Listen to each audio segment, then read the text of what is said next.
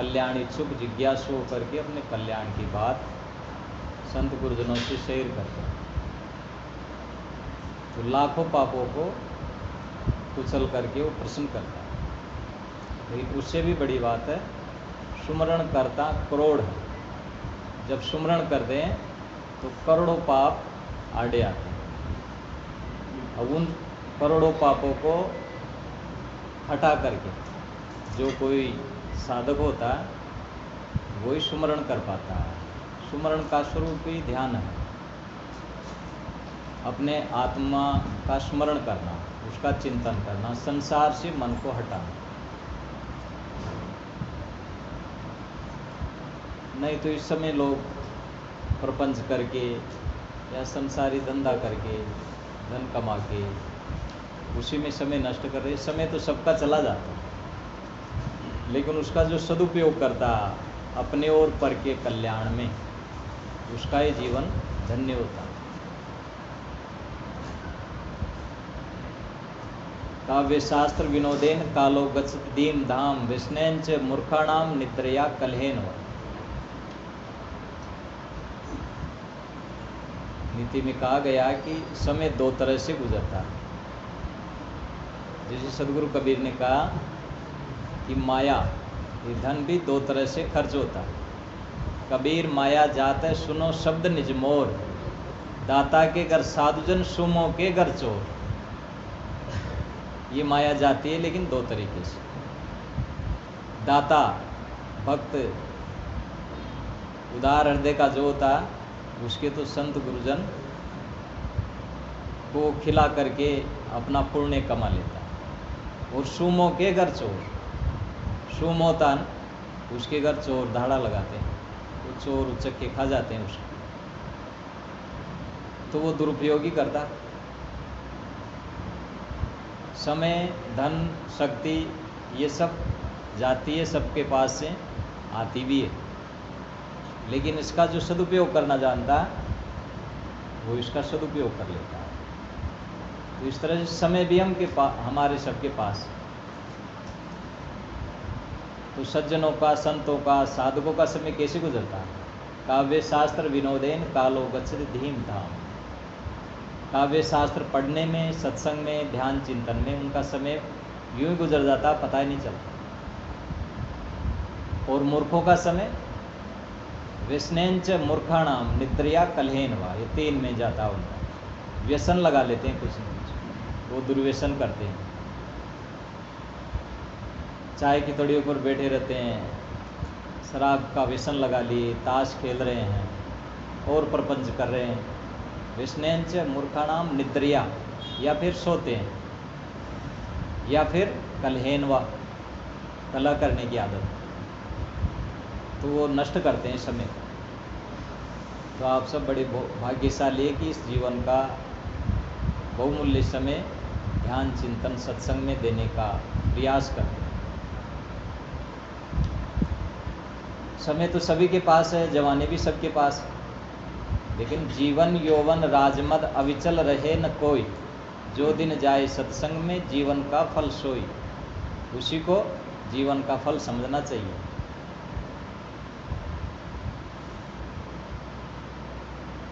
कहते हैं कि एक धनी सेठ था, तो उसके पास बहुत धन था। तो एक संत ने उनको पूछ लिया, भाई आपकी कितनी कमाई, आपने कितनी कमाई की अब तक? उन्होंने कहा कि 20,000 रुपये। तो उन्होंने देखा ये बड़ा सेठ है, 20,000 रुपये बता रहा। उनका एक पोता आया तो उसके गले में हीरा था, अब वो लाखों का रुपये का हीरा होगा। तो उन्होंने कहा, सेठ जी आप तो बता रहे थे कि मैंने 20,000 रुपये कमाए, आपके तो ये छोटे से बच्चे के गले में ही ये लाखों का हीरा, आप झूठ क्यों बोल रहे? उन्होंने कहा कि संत जी मैं सही कह रहा हूँ, मैंने अब तक परमार्थ में 20,000 रुपये खर्च किए हैं, तो मेरी जीवन की असली कमाई वही है जो परमार्थ में खर्च हो। इसी तरह हमारा समय भी वही है जो परमार्थ में लगे, नहीं तो शरीर के कार्य व्यवहार में तो समय ऐसा ही चला जाता है। दुनिया में उसने बड़ी बात कर ली, जिसने अपने आप से मुलाकात कर ली। और इसके लिए सहारा भक्ति, भक्ति में जो लग जाता है, भक्ति निशेनी मुक्ति की चढ़े संत सब धाए, जिन जिन मन आलस किया जन्म जन्म पछताए। भक्ति निशेनी है, सीढ़ी है किसकी? मुक्ति की। इसी पर से हम मुक्ति के फल को प्राप्त कर सकते हैं। और जो आलस करता है, भक्ति नहीं कर पाता है, वो कम भक्त होता है, वो दुनिया के प्रपंच करता है, दुर्व्यसन करता है, हाय हत्या करता है, और अपना समय का, शक्ति का, संपत्ति का दुरुपयोग करता है। जिन जिन मन आलस किया जन्म जन्म पछता है, जो आलस करके रह जाते हैं तो जन्मों जन्मों पछताते हैं। फिर 84 का पावना बनता, फिर सुअर कुत्ता सांप बिच्छू इसकी योनि में जाता है। तो भक्ति ही मेन चीज है। सदगुरु अभिलाष देव जी की पुस्तक है वैराग्य संजीवनी, ये उन्होंने शुरू में बनाए थे। इसमें शुरू में उन्होंने गुरु भक्ति के ऊपर ही कहा, शुरू में, मध्य में, आखिरी तक उन्होंने गुरु भक्ति पर बार बार जोर डाला। शुरू में सदगुरु की वंदना करके, कबीर साहब की महिमा में उन्होंने पद बना करके फिर आगे कहा कि गुरु भक्ति बिन सब छार, गुरु की भक्ति बिना सब बेकार है। इसलिए तो वो दुआ प्रसिद्ध है, गुरु भक्ति कर देता सकल पाप का नाश, जैसे चिनगी आग की परी पुरानी घास। एक चिनगी आग की पुरानी से पुरानी घास को जला के भस्म कर देती, इसी तरह एक छोटी सी भक्ति ये हमारे पापों को नष्ट कर देती। तो जिसके जीवन में भक्ति आ गई, उसका जीवन उत्तरोत्तर आगे बढ़ता जाता है। भक्ति से समझ होती है, श्रद्धा उत्पन्न होती है, और उसी से ज्ञान आता है, साधना होती है, और जीवन का कल्याण होता है। इस संद में सदगुरु कहते हैं कि गुरु भक्ति बिन सब छार है, गुरु भक्ति के बिना सब बेकार है। अगर गुरु भक्ति नहीं है ना, तो आप कुछ भी हो, आपके पास कुछ भी नहीं हो। जातित्व विद्या रूप यौवन, पूज्य प्रभुता मान हो, जाहिर सकल संसार में जग में बड़ा एहसान हो। सारे विभव गुण बुद्धि की चाहे तहाँ भरमार है, संपन्न माया भोग से गुरु भक्ति बिन सब छार। सदगुरु अभिलाष देव कहते थे कि मेरे मन में शुरू से ही साधु संतों के प्रति अटूट भक्ति थी। कोई भी साधु संत मिलते तो मेरे मन में उनको देख करके बड़ा आनंद होता था। वो चाहे जैसे हो, गांजा भांग पीने वाले भी देख करके मुझको अच्छा लगता था, क्योंकि श्रद्धा थी ना अंदर। तो श्रद्धावान लभते ज्ञानम, श्रद्धा से ज्ञान प्राप्त होता। तो मैं उनके पास भी बैठता था और ज्ञान की बातें उनसे सुनता था, उनको चिलम भर भर के भी देता था और उनसे ज्ञान की बातें सुनता था। उनके प्रति अश्रद्धा नहीं करता था कि ये तो गजेड़ी बगेड़ी है।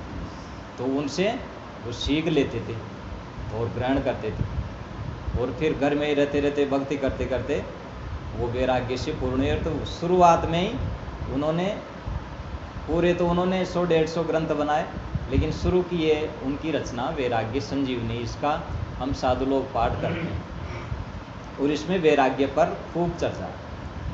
वैराग्य संजीवनी का अर्थ था वैराग्य ही शुद्ध जीवन है और वैराग्य ही अमृत की बूटी है। जिसे हनुमान उसको लक्ष्मण जी को बेहोशी आ गई थी तो संजीवनी बूटी लाए थे हनुमान जी, तो उससे वो मूर्छा उनकी खत्म हो गई। तो हम मूर्छित है सब मोह में, ये गुरुदेव की संजीवनी बूटी पीने से ही हमारी मूर्छा टूटती है, नहीं तो बेहोश है। पित्वा मोहमयी मदरा उन्मुक्त भूत जगत। भर्तृहरि जी ने कहा कि मोह की मदिरा पी करके सारा संसार उन्मुक्त है, उच्छृंखल है, बेहोश है। जो पा गए रात चुप और खामोश है, जो बदहोश है उन्हीं को जोशो खरोश है। जो पा गए रात चुप और खामोश है, जो बदहोश होता है ना उसको जोश और खरोश होता है, वही अहंकार में दमक दमक करता है।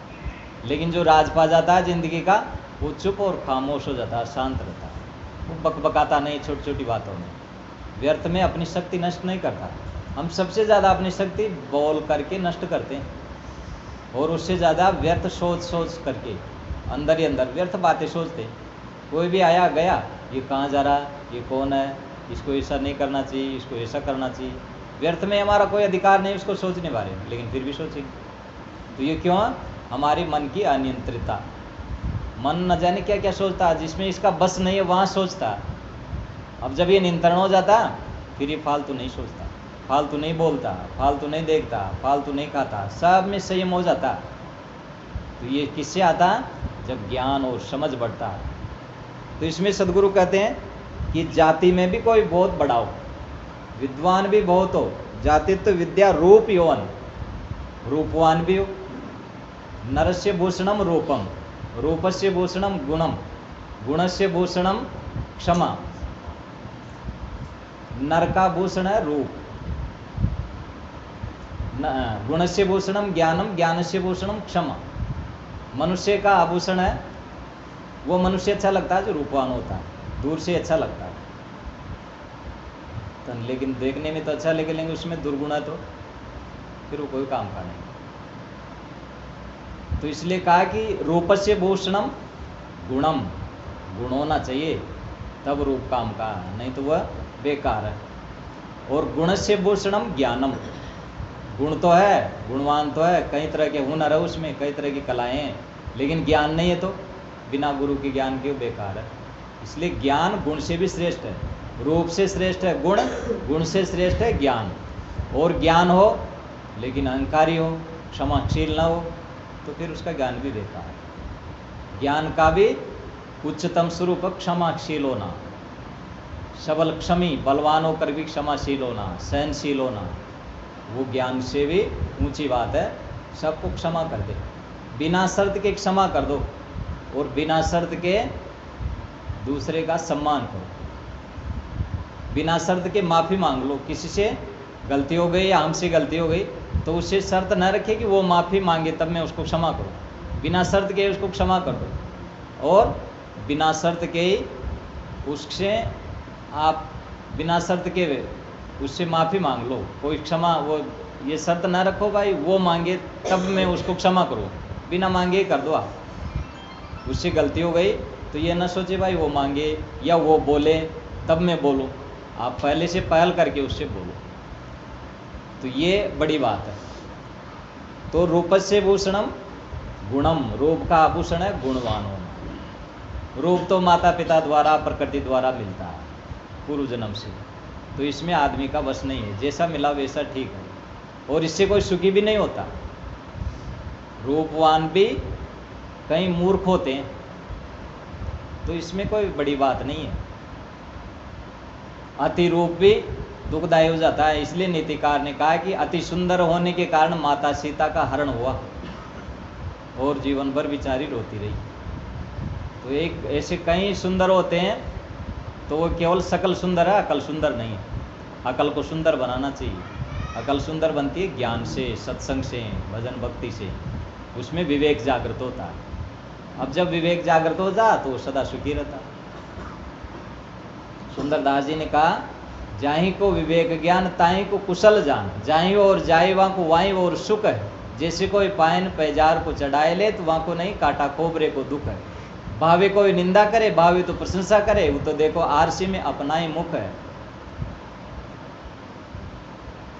सुंदर कहते कि आत्माएं रुख है, देह के व्यवहार सब मिथ्या कर जानते हैं। सुंदर कहते कि आत्माएं रुख है, वो तो हमेशा आत्मा की तरफ ही उसका रुख होता है। विवेकवान, जिसको विवेक हो गया वो सदा ही सुखी है, कहीं भी रहे वो सदा प्रसन्न रहता है, सुखी रहता है, दुखी नहीं रहता, खींचता नहीं है, तनाव में नहीं आता। तनाव क्या होता है? प्राणी पदार्थों को महत्व देने से हमारे में तनाव आता है। प्राणी पदार्थ बड़ा मानते हैं चीज़ों को, तो फिर हम तनाव में आ जाते हैं। ये चीज़ कैसे बिगड़ गई, इसने ऐसे क्यों कर लिया, इसको ऐसा करना चाहिए, ऐसा क्यों नहीं हुआ, ऐसा होना चाहिए, मौसम ऐसा होना चाहिए, मेरे परिवार में ऐसे ऐसे होने चाहिए। तो ये तनाव के कारण बन जाते हैं। विवेक होता जो भी ये सब सही है, कोई कमी नहीं है, हर हाल में मस्त, वही पूरा आदमी है। पूरे है वे मर्द जो हर हाल में खुश है, हर हाल में प्रसन्न रहते हो, कभी भी दुखी नहीं होना, यही संतत्व की ऊंचाई है।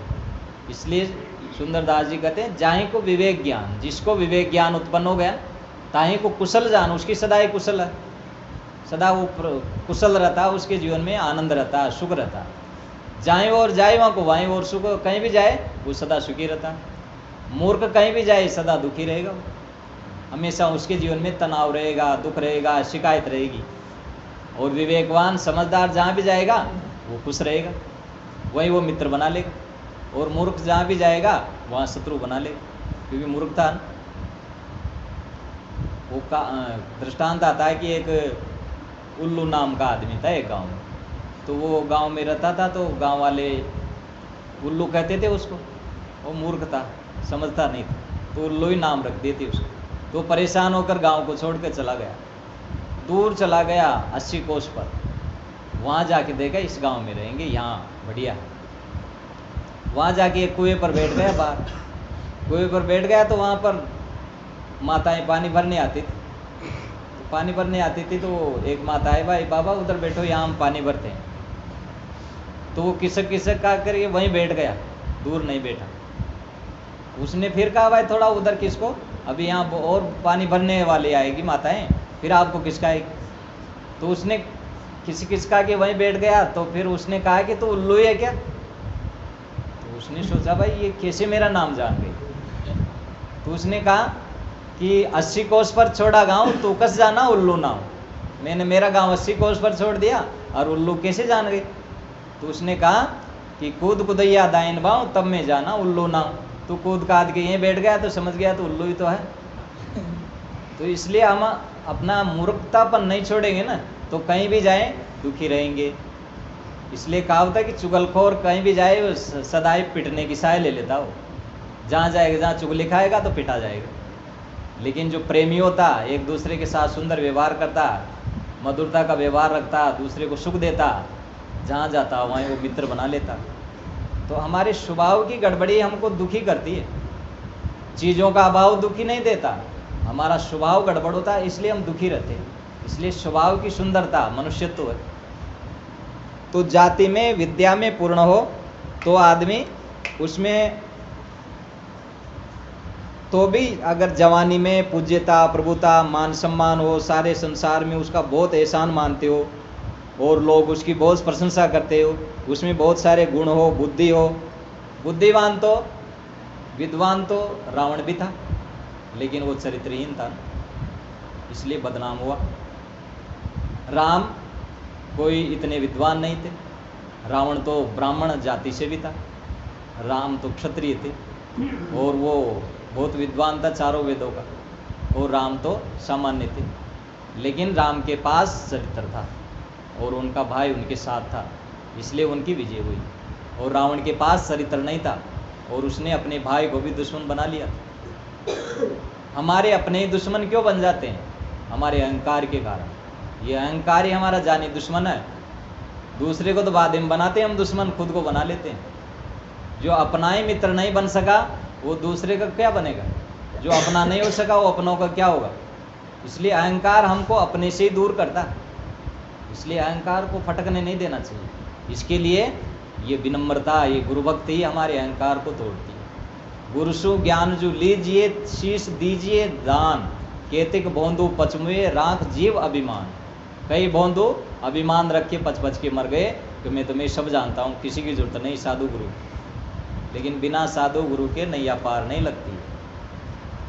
जो भी आज दिन तक कल्याण किए ना, वो संत गुरुओं की शरण में जाकर अपना सिर दे करके विनम्रता पूर्वक ही अपना कल्याण किए। नीच नीच सब तर गए संत चरण लवलेन, जाति के अभिमान से बूढ़े बहुत कुलीन। जो विनम्रता पूर्वक अपने कल्याण का काम किए ना वो तर गए, और जो अभिमान किए ना जाति का, विद्या का, रूप का, धन का, वो सब डूब गए। तो इसलिए तरने को अधीनता, डूबन को अभिमान। तरने के लिए अधीनता, संत गुरुजनों की अधीनता स्वीकार कर लेगा ना, वो तर लेगा, उनके अनुसार जीवन बना लेगा। और डूबन को अभिमान, डूबना चाहते हो तो अभिमान करो। तो रावण ने यही किया था, वो अभिमान कर लिया। कहते कि रावण को अभिमान हो गया, भाई मैं इतना बलवान हूँ। तो कहते उनका गुरु था शंकर भगवान, तो उनसे भी वो दो हाथ होने चला गया, भाई मैं अपने गुरु को भी बता दूं मेरे में कितना बल है। तो गुरु जी कैलाश पर्वत पर बैठे थे, ये कहानी आती है। तो नीचे से कैलाश पर्वत को उठाया, तो शंकर भगवान हिल गए, सोचा कौन है, उन्होंने कहा ये रावण है मेरा शिष्य, चलो इसको मजा चकाते हैं। तो उन्होंने जोर लगाया अपने अंगूठे का और कैलाश पर्वत को दबाया, तो रावण की कहते अंगुलियां दब गई और वो किसका रहा खिसक नहीं रही और वो दब गई, रोने लग गया और वो कई वर्षों तक रोता ही रहा। तो फिर उसका नाम पड़ गया रावण, वो रोता रहा इसलिए। तो ये कहानी ये समझाने के लिए, कहने का मतलब जो अहंकार करेगा वो रोता ही रहेगा, और कितना ही बड़ा हो रावण जैसा बलवान विद्वान, अगर वो भी अहंकार करेगा तो फिर वो मारा जाएगा, रोता रहेगा। इसलिए कहा कि अहम अग्नि निष्दिन जरे, गुरुसु चाहे मान, ताको जम नौता दिया हो हमरे मेहमान। अहंकार के अग्नि में रात दिन जले, अहम अग्नि निष्दिन जरे, गुरुसु चाहे मान, संत गुरुजनों से, माता पिता से, बड़े बुजुर्गों से भी मान सम्मान चाहता, तो ताको जम नौता दिया, उसको यमराज निमंत्रण दे देते हैं, भाई तुम इधर आओ, हो हमरे मेहमान, तुम तो हमारे मेहमान हो, तो गुरु की पाठशाला में भर्ती नहीं हो सकते अगर अभिमानत। इसलिए यहाँ गुरु की पाठशाला होती है विनम्रता की, क्योंकि गुरु विनम्र होते हैं। गुरु सबको मारते हैं, विनम्र बनाते हैं, क्योंकि वो मरे हुए होते हैं। अहंकार वाला वहाँ नहीं पहुँच सकता, अभिमानी आदमी गुरु से ज्ञान नहीं ले सकता, क्योंकि वो तो अपने आप में ही ज़्यादा है ना उसके। जहाँ होता गाहक नाई, होता गाहक नाई, कहीं कबीर भटकत भी रहे पकड़ शब्द की चाहे। जो ग्राहक होगा ना ज्ञान का, उसमें अहंकार नहीं होगा, और जहाँ अहंकार है वहाँ पर वो ग्राहक नहीं है फिर।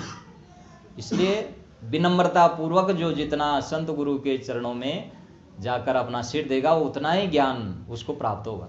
जितना झुकेगा ना उतना ही भरेगा, और जितना अकड़ रहेगी ना वो उतना ही अपने आप को खाली रखेगा।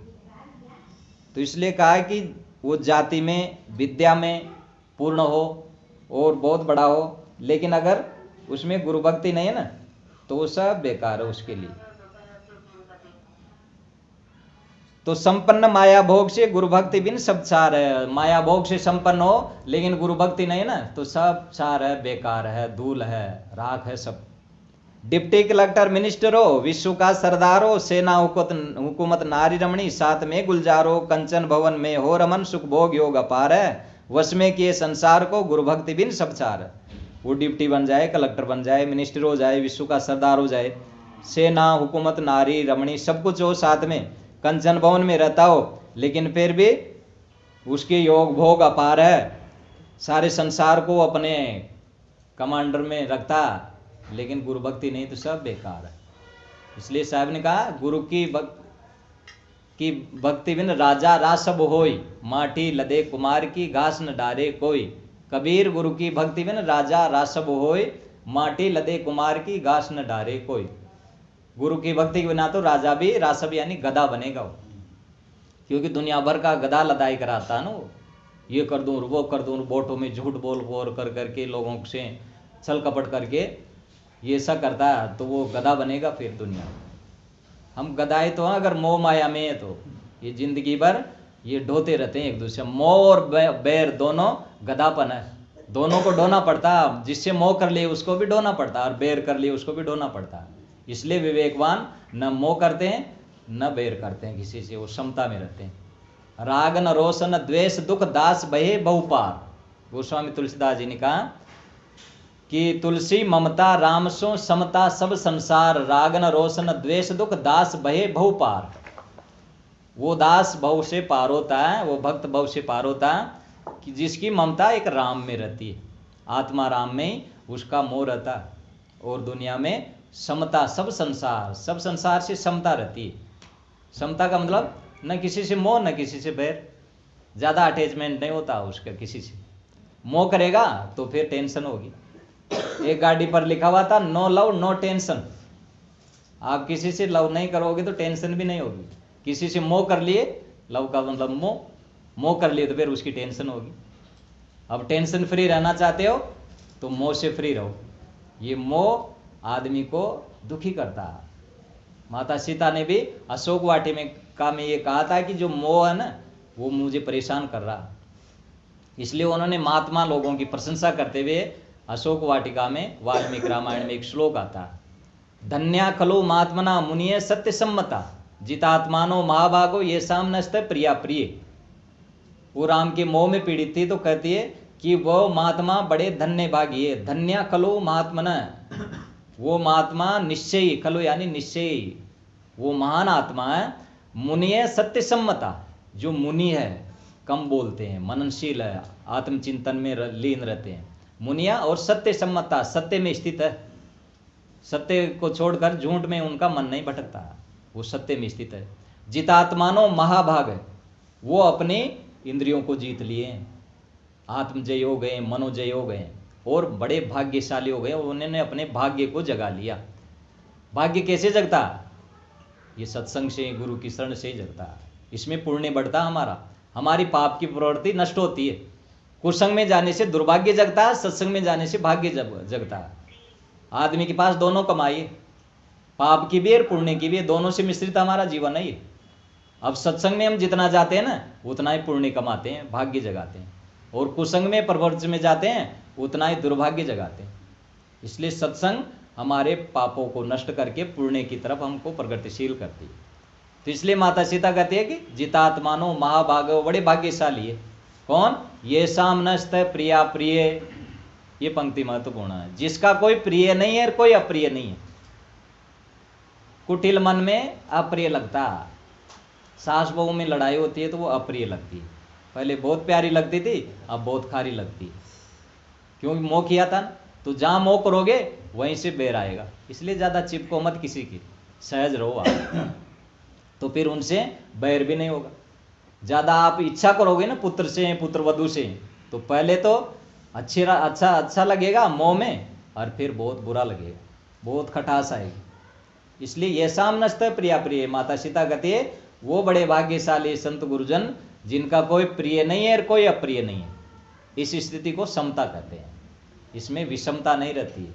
जहाँ विषमता रहती है वहाँ पर ममता रहती है, और ममता दुख का कारण होती है। मोह सकल व्याधिन कर मूला, मानस में गोस्वामी जी का मोह सारी व्याधियों का मूल है। इसलिए सदगुरु कबीर कहते हैं, कहे कबीर ते उबरे जाहिन मोह समाये, वही उबरता जिसका किसी का मोह नहीं होता, वो निर्मोह रहता। तो समता, सब संसार, सारे संसार से उसके चित्त में समता रहती है। किसी के प्रति राग न रोष न द्वेष दुख दास भय बहुपार, किसी से राग नहीं, किसी के प्रति रोष नहीं, गुस्सा में मत आओ किसी के प्रति, प्रेम से बोलो। जब भी आप किसी से बोलो प्रेम पूर्वक बोलो, तनाव में आकर और अहंकार में भरकर वाणी न बोलो। आपकी वाणी में जहरीलापन नहीं होना चाहिए, आपकी वाणी में मिठास होना चाहिए। सहृदयता के साथ बात करो किसी से। अगर अहंकार में बोलोगे, जहर दोगे तो जहर मिलेगा वापस लौट कर। न नुमस्ति नो स्व कस्तद वेद यदुतम अन्यश्चित्तव्य अभिसंसरेण कुतादिम विनश्यति। हमारे वेद की ऋषि कहते हैं न कुछ आज है न कल कुछ रहेगा, तुम छोटी छोटी बातों में क्यों उलझते हो। एक बार एक पेपर में था, अखबार में मैंने पढ़ा था लेख बहुत अच्छा, तो उसमें कहा कि जो घर में छोटी छोटी बातों के लिए नुक्ताचीनी करता रहेगा ना, वो कभी सुखी नहीं हो सकता। इसलिए छोटी बातों को नजरअंदाज कर दो। नीति में कहा गया कि अगर नौकर बहरा हो जाए तो मालिक को अंधा हो जाना चाहिए।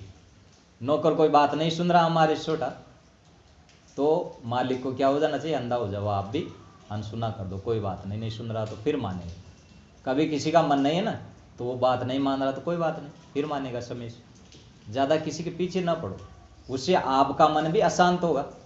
अगर सुख से जीना चाहते हो तो स्वावलंबी बनो, अपने ऊपर अपना जीवन निर्भर रखो, दूसरे के ऊपर अवलंबित मत हो।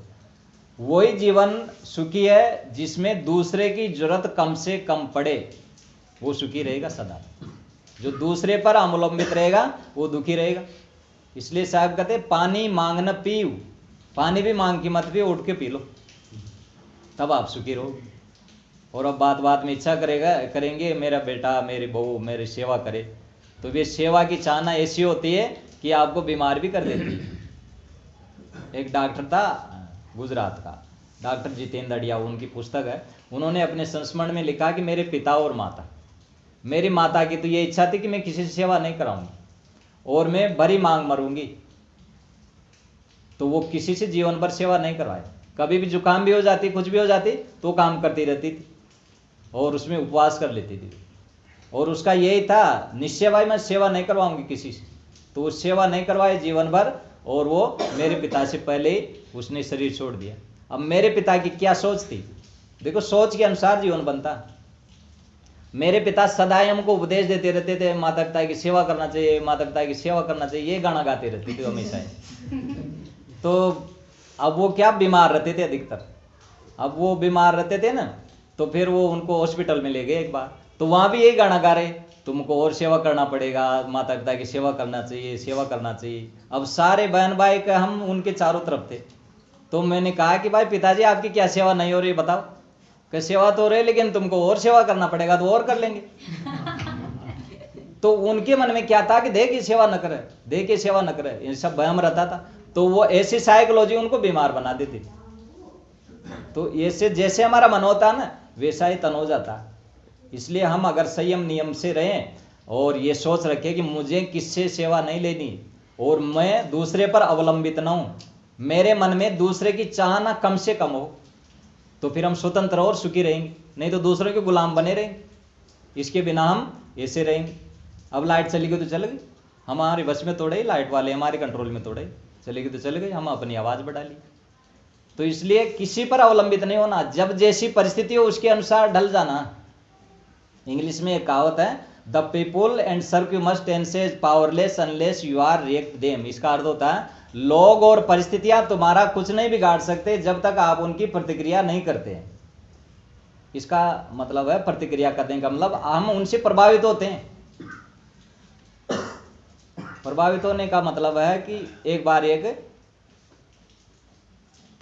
मालिक था, तो उसका नौकर था, वो चला गया तो फिर आया ही नहीं। तो लोगों ने कहा भाई आपका नौकर चला गया, आपका काम कौन करेगा?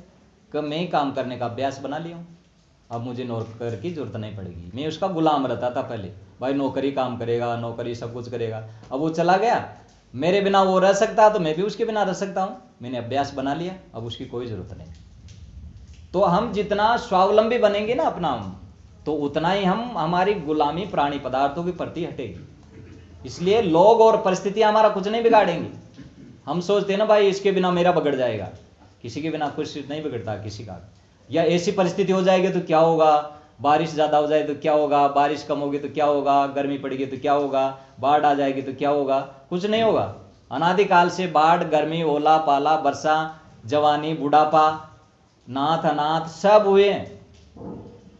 कई लोगों के कुछ नहीं है तब भी उनका काम चलता है। तो इससे कोई फर्क नहीं पड़ता बाहर की चीजों से, वो तो हमारा सोचना हमको दुखी करता है कि ऐसा हो जाए तो क्या होगा। इसलिए ज्ञान की जरूरत होती है। अगर ज्ञान नहीं है ना, तो हमारे पास बहुत संपत्ति रहेगी तब भी दुखी रहेंगे, बहुत लोग रहेंगे तब भी दुखी रहेंगे। प्रसेनचित्त था एक राजा, उसका पुत्र था अजातशत्रु, बिंबिसार का पुत्र था अजातशत्रु। तो महात्मा बुद्ध का एक शिष्य था, वो भिक्षा मांगने आया, भिक्षाम देई। तो एक दासी आई, उनको अन्न लेकर के उनके उसमें भिक्षा पात्र में डालने के लिए आई।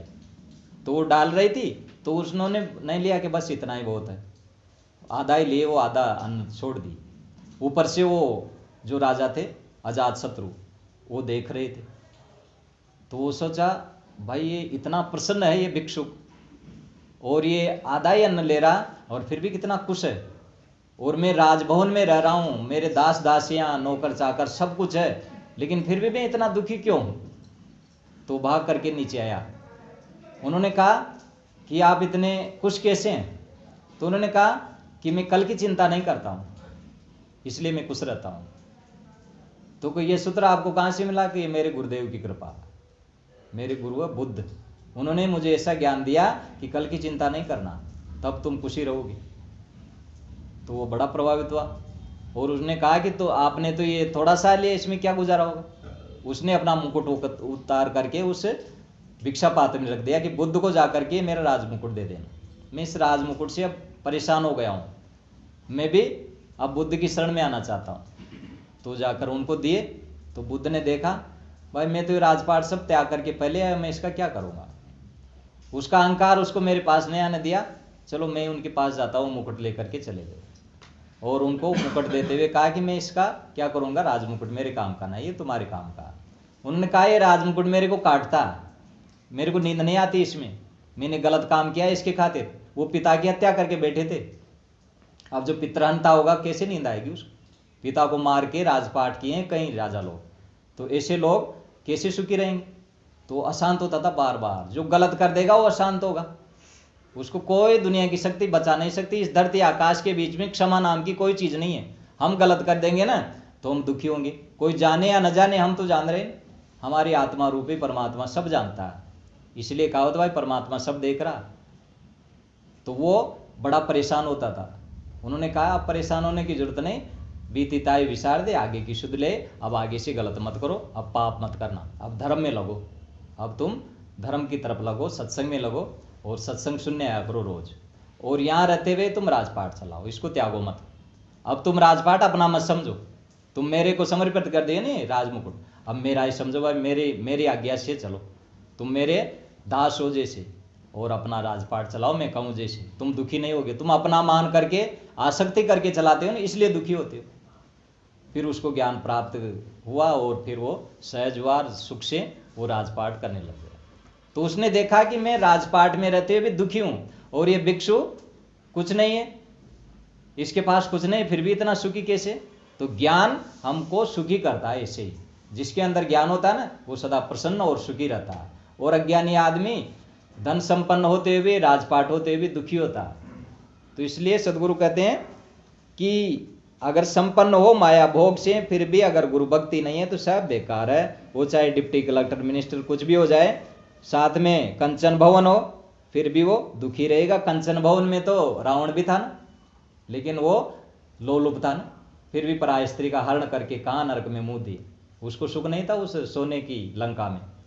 तो सोने में कहाँ सुख है? वो सोना क्या काम का जो हमको सोने ही न दे। असली सोना तो ज्ञान है, जिससे सुख की नींद आती है। सोने की चेनें, सोने के गहने पहने रहते हैं लोग, तो उससे क्या सुख मिलता है कि और दुख बढ़ जाता है, डर बढ़ जाता।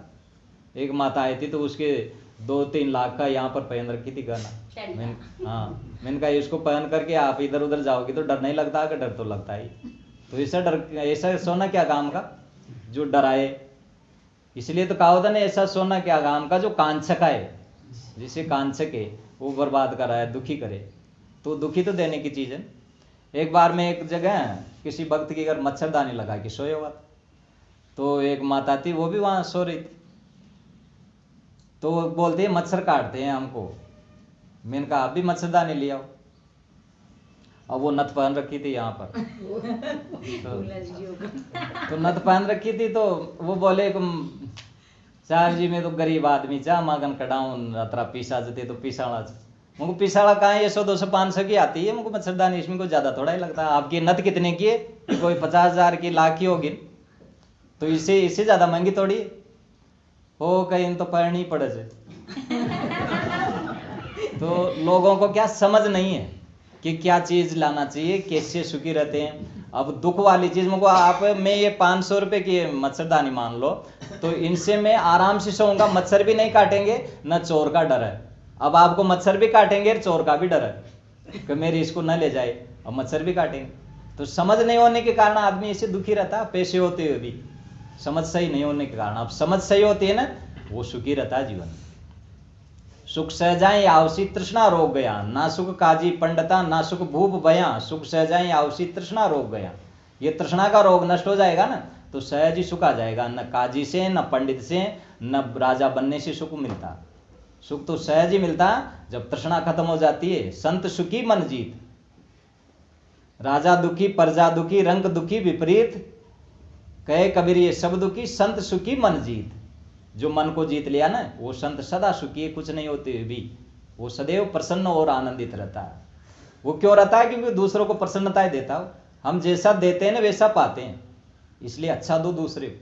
एक व्यक्ति और एक पिता और बाप, पुत्र और पिता जा रहे थे कहीं, तो एक रास्ते में कुछ उनको लगा भाई यहाँ कोई है, वहां पर जूतियां खुली हुई थी। तो पुत्र ने कहा कि पिताजी ये किसी की जूतियां खुली है, देखो हम इसकी ये जूतियां उठा लेते हैं और लोग इधर छिप जाते हैं, कोई आएगा और देखेगा भाई मेरी जूतियां कौन लेके, देखते हैं वो उसके मन पर और उसका क्या प्रभाव होता। तो उसने कहा कि बेटा ऐसा क्यों करें, उसको दुखित होगा और वो एकदम सोचेगा मेरी जूती कौन ले गए। तो ऐसा नहीं करना चाहिए। तुम जाओ और उसकी जूतियों में 10-10 रुपये रख के आ जाओ। तो 10-10 रुपये रख के आ गए, आपको छिप कर देखा वो क्या प्रतिक्रिया करता। तो आया और वो देखता और बड़ा खुश होता कि ये भगवान, मेरे पास किराए के पैसे नहीं थे और ये भगवान आपने पैसे भेज करके किसी के द्वारा बड़ी कृपा की, आपका लाख लाख शुक्रगुजार। वो बहुत खुश हुआ। तो पिता ने अपने पुत्र से कहा देखो कितना खुश हो गया, और अगर हम उसकी ये छुपा देते तो कितना दुखी होता। तो इसलिए किसी को दुखी नहीं करना, सुखी करना चाहिए। जहाँ तक बने बनाओ, जहाँ तक अपने से बने दूसरे को सुख देना चाहिए, दुख नहीं देना चाहिए। किसी के जीवन में दुख के बीज बोना, दुखी करना, ये पाप के बीज है।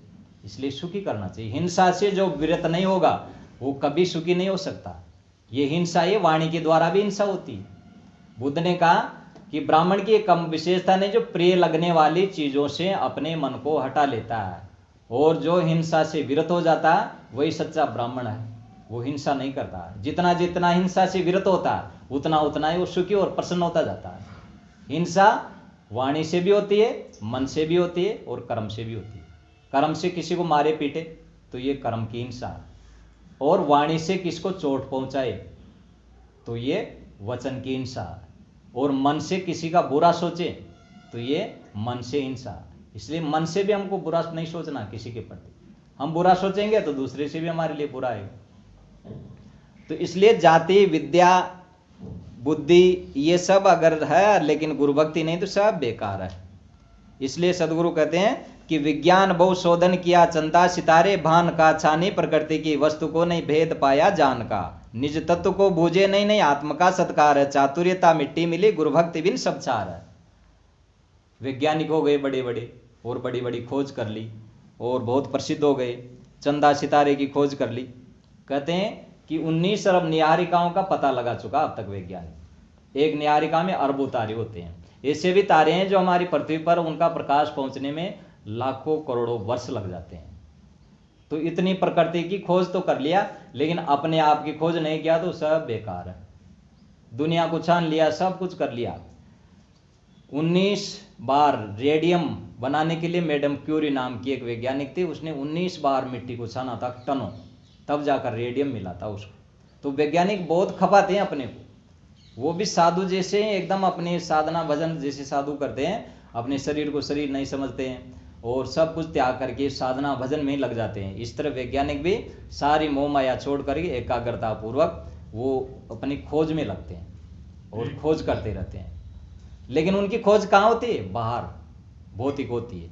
संतों की खोज कहाँ होती है? अंदर, आत्मा की, आत्म शांति की। तो उनकी खोज में इनकी खोज में अंतर है कि उनकी खोज भौतिक होती है, तो दुनिया को सुख सुविधा दे सकते हैं या दुविधा भी दे सकते हैं। ये जो अणुबम बनाने वाले होते हैं ना, कहीं वो बड़े दुखी हुए थे। एक बार कहा जाता था कि अमेरिका ने हिरोशिमा और नागासाकी पर बम डाला, तो उसको जो बनाने वाला था ना वो बहुत दुखी हुआ कि अगर मैंने ये सूत्र नहीं दिया होता तो फिर ये इतना जनसंहार नहीं होता। तो बहुत दुखी हुआ। तो ये दुख का कारण भी बन जाता है। ज़्यादा विज्ञान की चकाचौंध दुख का कारण बनती है। विज्ञान क्या दे रहा? ऐश्वर्य दे रहा, सुख सुविधा दे रहा। तो जितनी सुख सुविधा बढ़ रही है उतना ही दुख बढ़ रहा, अशांति बढ़ रही है। कितना गड़बड़ हो रहा है, तो विज्ञान की इनका ही तो देन है। दुरुपयोग हो रहा है चीज़ों। सदुपयोग लोग कम करते हैं, दुरुपयोग ज़्यादा करते हैं। तो काम की चीज़ें भी है मनुष्य के लिए, लेकिन ये दुरुपयोग करके अपना विनाश कर लेते हैं। तो इसलिए जीवन में ये बहुत जो वैज्ञानिक साधन है ना, ये संसार में चकाचौंध बढ़ा करके मनुष्य को अपने से दूर करते हैं, असली सुख से दूर करते हैं। जितनी भौतिक सुविधा होगी अपना सुख भूलता जाएगा।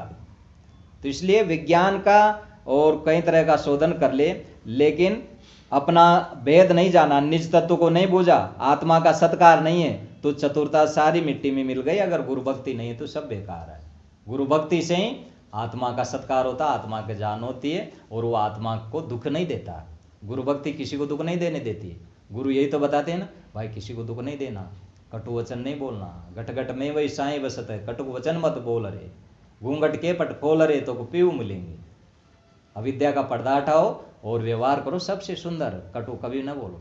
जिब्या कहे न मार, जीभ से भी किसी को मारने का शब्द न बोलो। 8 पैर चितवत रहे, गुरु का ज्ञान विचार, गुरु का ज्ञान 8 पैर ही उसी चिंतन में रहो।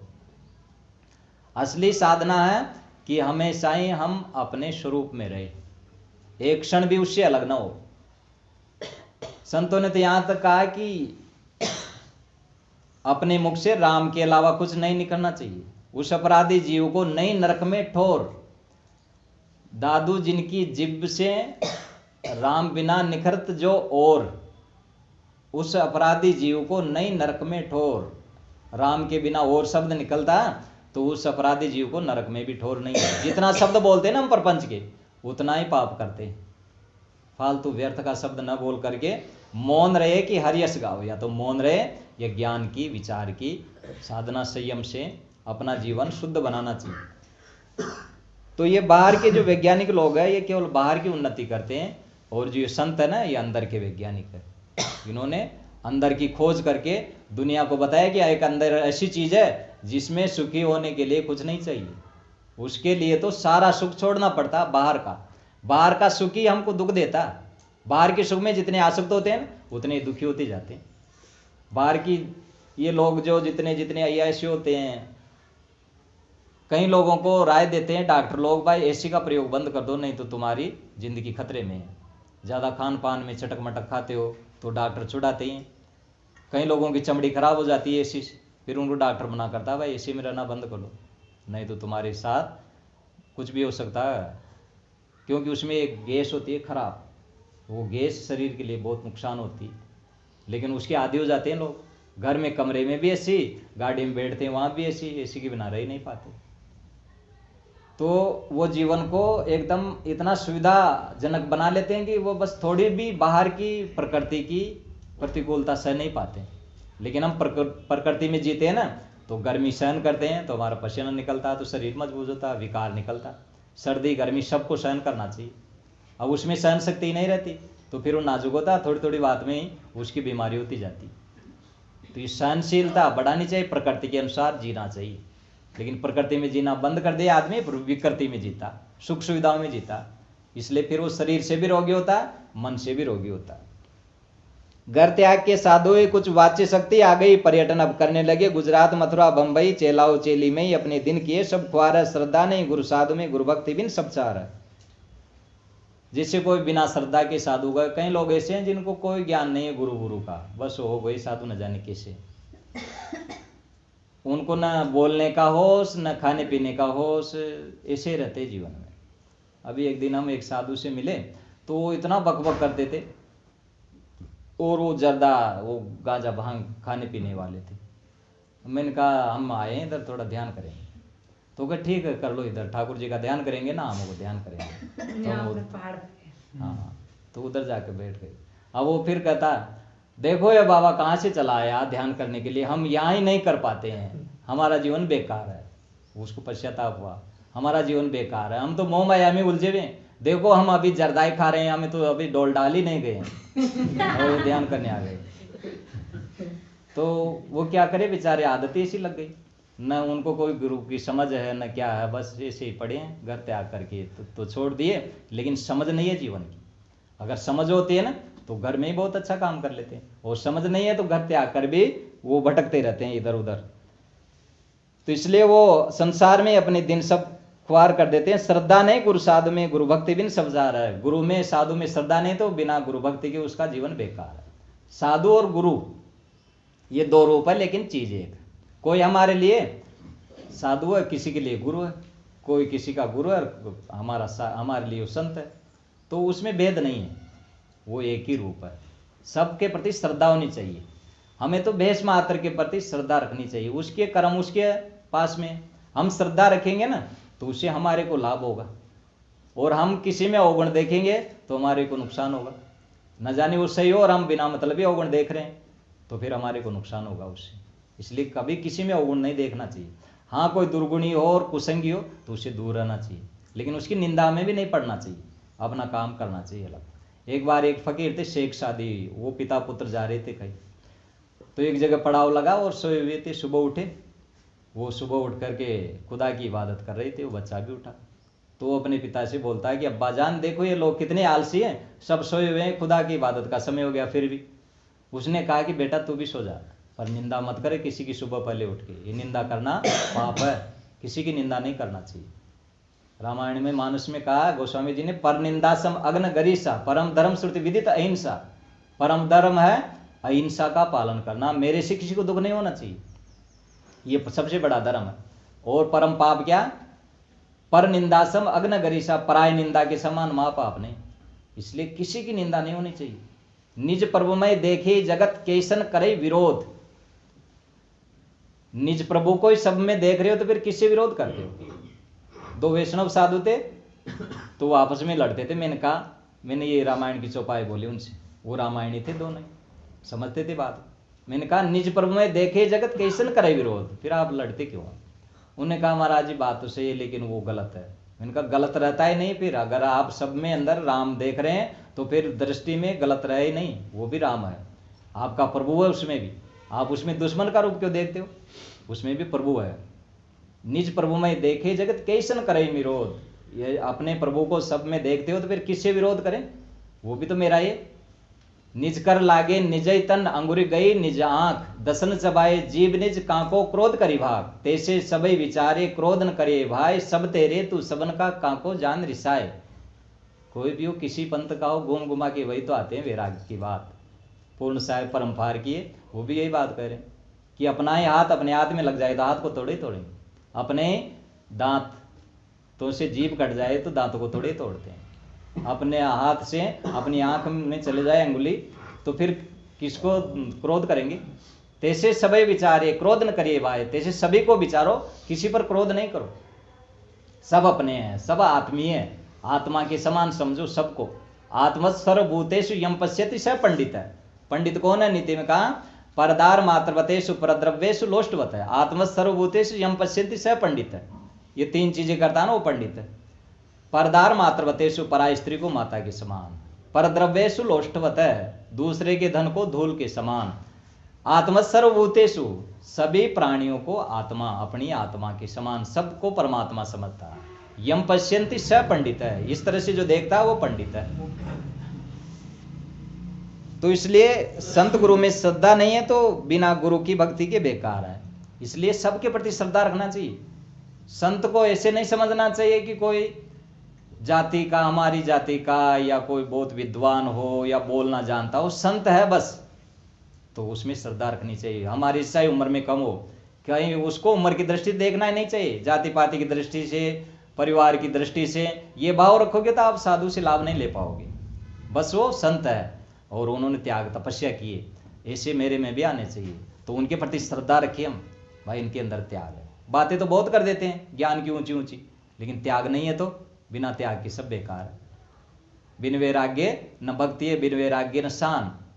सदगुरु पूर्ण साहिब ने कितना कठोर कहा है, पूरे वैराग्य शतक को उसको पढ़ करके याद कर लेना चाहिए।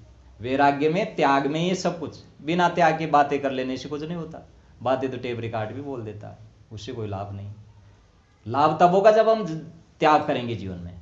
जितना सुख चाहेंगे ना उतना ही त्याग करना पड़ेगा। जितना सुख तू चाहता उतना ही तू त्याग। सर्व सुख तू चाहता तो सर्व को ही त्याग। अगर सुख चाहता ना तो त्याग करना पड़ेगा। अहमता ममता का त्याग, पूरा त्याग हो जाना चाहिए। अहंकार शून्य चित्त हो जाना चाहिए, तभी पूरा सुख मिलता है। तो इसलिए संत गुरु के प्रति अपार श्रद्धा रखनी चाहिए।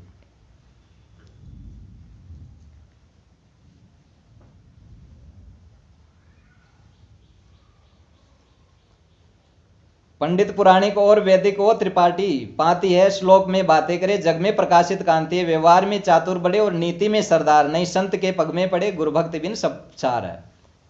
पंडित हो गए, बहुत बड़े पौराणिक हो गए, और वैदिक है, त्रिपाठी है, श्लोक में बातें करते हैं। जग में उनकी बहुत प्रकाशित है कांति, उनकी प्रसिद्धि बहुत ज़्यादा है। व्यवहार में बहुत चतुर है, नीति में बहुत सरदार है, नीति भी जानते हैं, व्यवहार भी बहुत अच्छा करना जानते हैं। ये सब लोग देखे ही जाते हैं, कहीं राजनेता, कहीं समाज में ऐसे लोग बहुत व्यवहारशील होते हैं। हम उन जैसा सुंदर व्यवहार नहीं कर पाएंगे, लेकिन उनमें एक चीज़ नहीं, किसी संत के पग में नहीं पड़ी हो, उनके अंदर गुरु भक्ति नहीं है। तो बिना गुरु की भक्ति कितना ही व्यवहार अच्छा हो, कितना ही नीति जानने वाला हो, कितना ही वेद पाठ करने वाला हो, सब बेकार है। इसलिए गुरु भक्ति सर्वोत्तम बात है। गिरहे ओ साधु वेशो विद्वान रब छोटे गने, गुरु भक्ति बिन अंतिम सभी दुख में जाते सने। इस हेतु से है मानवी पति को इधर भी ध्यान दो, गुरु भक्ति में मन को लगा, गुरु के वचन पर कान दो। अब ये सबके लिए जरूरी है, चाहे गृहस्थी हो चाहे साधु हो। साधु भी अगर गुरु में भक्ति नहीं रखेगा, रूखा रूखा वैरागी रहेगा, लेकिन गुरु भक्ति नहीं है तो गुरु भक्ति के बिना अंतःकरण शुद्ध नहीं होगा, अहंकार नष्ट नहीं होगा। ये घूम घूम कर फिर आ सकता है। साधु में भी अगर अहंकार आ गया, अपने बड़े संत गुरुजनों के प्रति श्रद्धा नहीं रखता, तो फिर उसका जो ज्ञान है ना, वैराग्य ना होता है, उसको सुख नहीं देता। हमारा हृदय निर्मल होता भक्ति से। हमारे जीवन में 3 चीजें हैं, 3 पार्ट मुख्य है हमारे शरीर में भी, हृदय, मस्तिष्क और इंद्रियां। इंद्रियां कर्म प्रधान है, मस्तिष्क ज्ञान प्रधान है और हृदय भाव प्रधान है। तो हृदय में भक्ति होनी चाहिए और मस्तिष्क में ज्ञान होना चाहिए और इंद्रियों में कर्म होना चाहिए। इनको ही कहते हैं ज्ञान, भक्ति और कर्म। इन तीनों का समन्वय से ही जीवन शुद्ध बनता है। अब एक तरफा है, ज्ञान तो खूब जान गए लेकिन भक्ति नहीं है, तो फिर हमारा ज्ञान अधूरा है।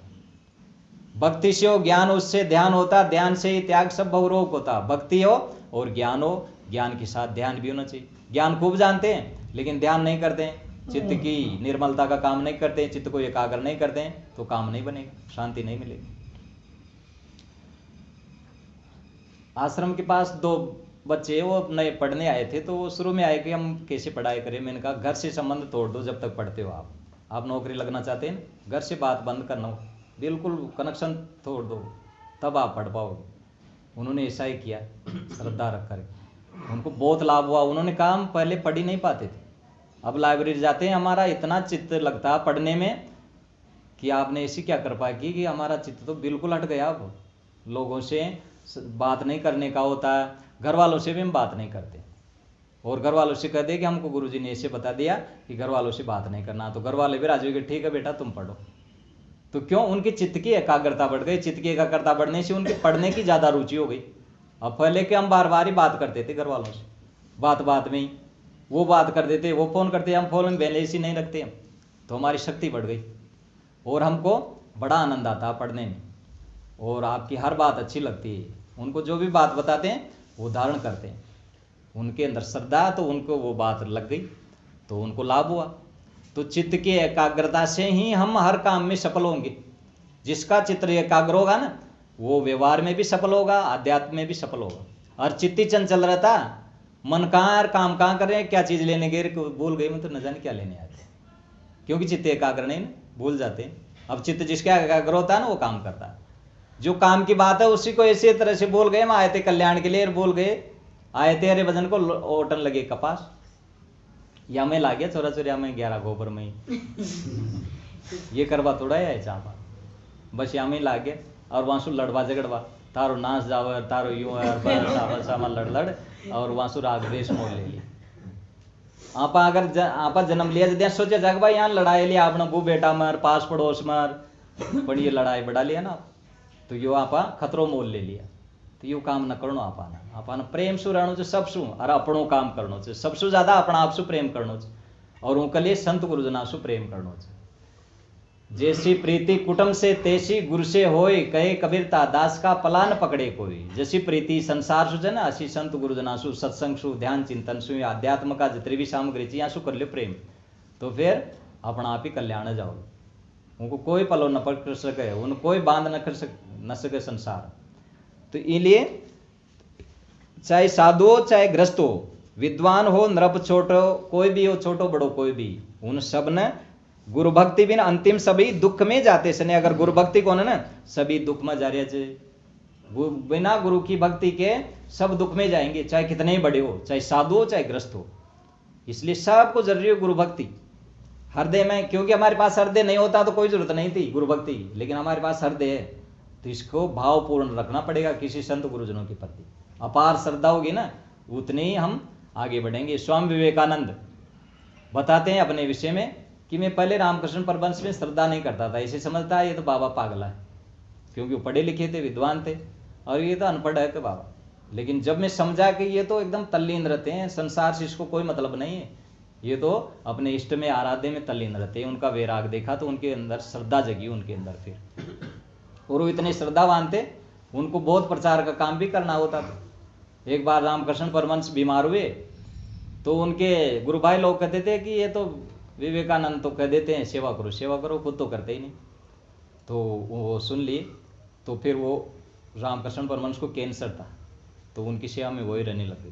तो एक बार वो खखारे जोर से और उसको कप आए तो कोई बर्तन नहीं था, तो वो अपने हाथ में ले लिए उसको, और उसको वो जो हाथ में कप था ना, उसको हाथ में लेकर वो चाट गए, खुद खा गए। तो सबने देखा कि हम गलत हैं, इन पर संदेह करते हैं, इनके अंदर गुरु के प्रति अपार श्रद्धा।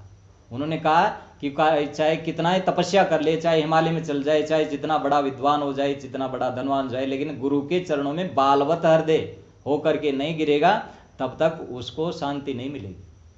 हमारा अहंकार कहाँ खत्म होता है? गुरु के चरणों में। इसलिए एक ऐसी जगह रहनी चाहिए जहां पर, जिसको कहते हैं बलिहारी, वहां हम सारा बल हार जाएं, तन मन धन सब कुछ समर्पित कर दें, उससे आगे और कोई बड़ी चीज नहीं हमारे लिए। इसलिए गुरु भक्ति सर्वश्रेष्ठ चीज है तारने में।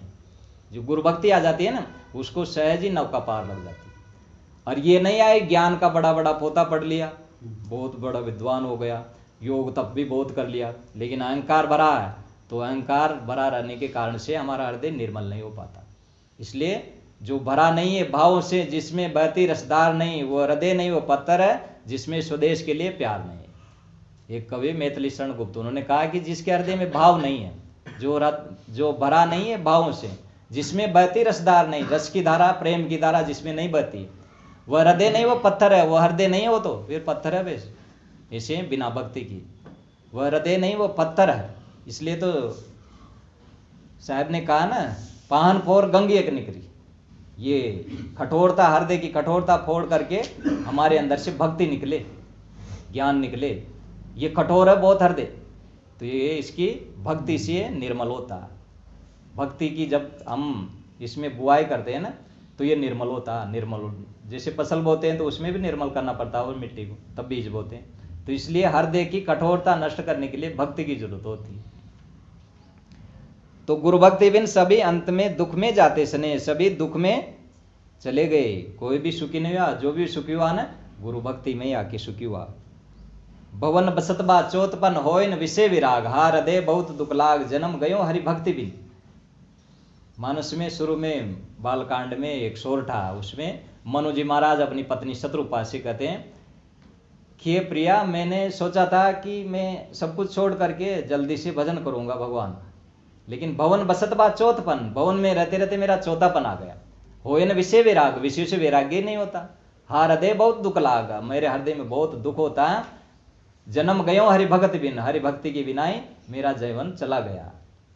तो गुरु भक्ति हमको इस विषय वासना से निकाल सकती है। गुरु की कृपा बिना इससे संसार से कोई निकल ही नहीं सकता।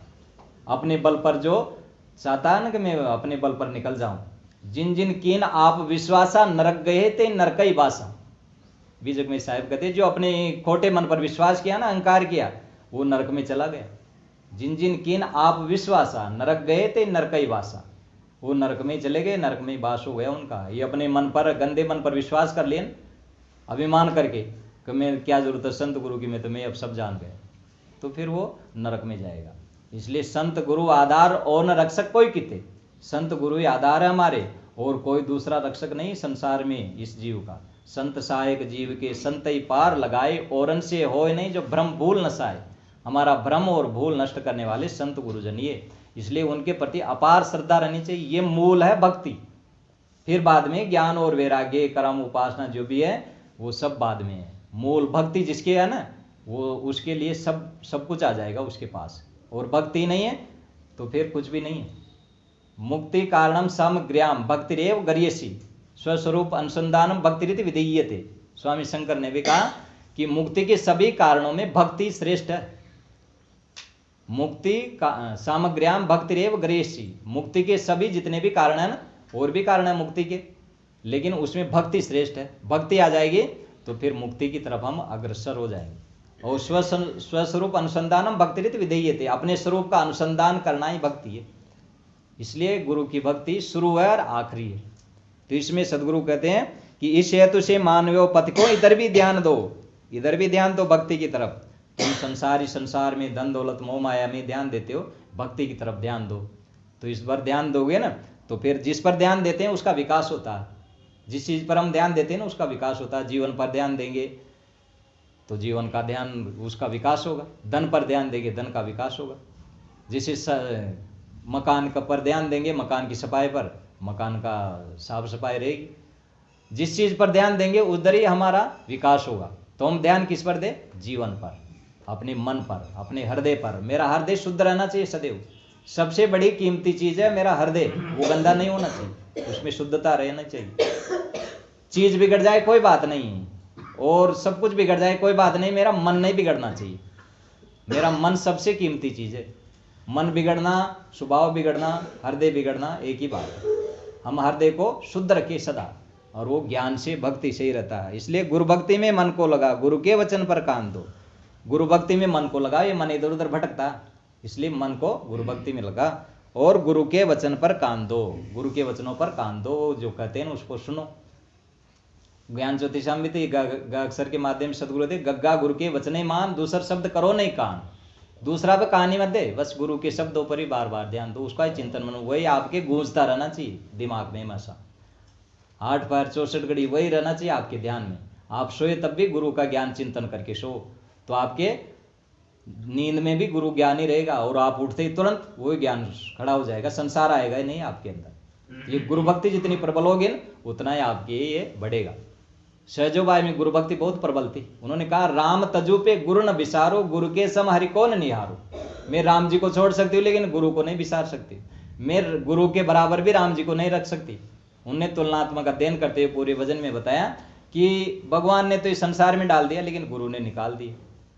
भगवान ने तो 5 चोर 7 दे दिए और गुरु ने 500 से पंडा छुड़ा दिया, काम क्रोध लोभ मोह से। तो मोह जाल की फांसी डाल दिया भगवान ने और गुरु ने छुड़ा दी। तो गुरु श्रेष्ठ है। इसलिए कहा, चरण दास पर तन मन वारो, हरि न तजो गुरु न तजो हरि को तज डारो। मैं चरणदास जो मेरे गुरु है उन पर ही मैं तन मन धन वारती हूँ। मैं हरि को छोड़ सकती हूँ लेकिन गुरु को नहीं छोड़ सकती। गुरु न तजो हरि को तज डारू, मत हरि को छोड़ दी बोले, लेकिन गुरु को नहीं छोड़ सकती। वो उसमें अपार श्रद्धा थी। एक बार रज्जब जी और दादू दयाल जी, रज्जब जी दादू दयाल जी की शिष्य हुए हैं। रज्जब जी मुसलमान थे, तो वो कहीं जा रहे थे, तो वहाँ पर एक नाला था। तो नाले में देखे भाई सब कैसे चलेंगे, तो दादू जी आ रहे थे पीछे, तो गुरु जी कैसे निकलेंगे। तो सब देखे भाई यहाँ पर कुछ लगाओ, पत्थर उत्तर डालो कीचड़ में, तब उस पैर निकले। तो रज्जब जी उसी में लौट गए वो, और कहा, भाई गुरु जी मेरे शरीर के ऊपर से आ जाओ। तो उन्होंने कहा कि देखो तुम लोग तो सब इधर उधर पत्थर ढूंढ रहे थे और ये कुछ नहीं सोचा, अपने आप को ही डाल दिया। तो वो उसमें गुरु भक्ति की दृढ़ता थी। गुरु भक्त आरुणी एक उपनिषद में आता है। तो बच्चे रहते थे गुरुकुल में, तो बहुत बारिश हुई। तो वो मेड़ तक मेड़ टूट गई थी। तो भेजे आरुणी को, भाई देखो ये मेड़ तो नहीं टूट गई। तो वहाँ गया तो पानी निकल रहा था। तो वहाँ से तो वो कैसे उसको रोके, तो खुद ही वहाँ पर लेट गए और वहीं पड़े रहे। अब वो देखे सब शिष्य लोग, आरुणी आए नहीं। तो भाई कहाँ गए, चलो। तो देखने गए गुरु जी के साथ और शिष्य सब। तो उनको जोर से पुकारे, तो वो कहा, मैं गुरु जी यहाँ हूँ। कहा हो उठ करके इधर। तो कहा, नहीं मैं उठ के नहीं आ सकता हूँ, पानी बह जाएगा, खाद बह जाएगा, मिट्टी बह जाएगी। तो देखे तो वहाँ पर पड़ा हुआ। तो उन्होंने कहा कि उठ जाओ, खड़ा हो। फिर उनका नाम हुआ उद्दालक ऋषि प्रसिद्ध हुए।